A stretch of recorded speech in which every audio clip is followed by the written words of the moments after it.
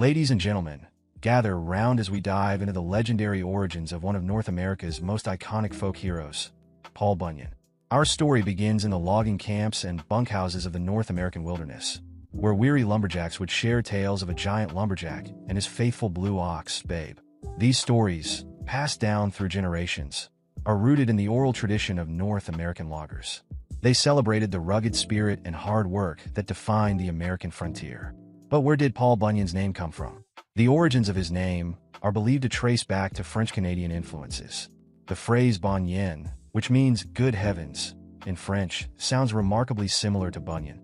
Some even suggest that our legendary figure was inspired by a real French-Canadian lumberjack named Bunyan. The first known mention of Paul Bunyan in print appeared in 1893, but it was in 1916 that Paul truly became a household name. William B. Laud, a creative writer, penned a series of promotional pamphlets for the Red River Lumber Company, bringing Paul Bunyan's stories to a wider audience.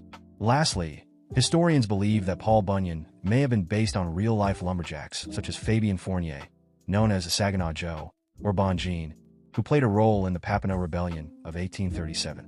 These larger-than-life figures inspired the tales of a giant lumberjack whose feats knew no bounds. So, whether Paul Bunyan was a product of French-Canadian heritage, a creation of loggers' imagination, or inspired by real historical figures, his stories have undoubtedly carved a lasting place in American folklore. With his larger-than-life adventures, Paul Bunyan remains a symbol of strength, resilience, and the pioneering spirit.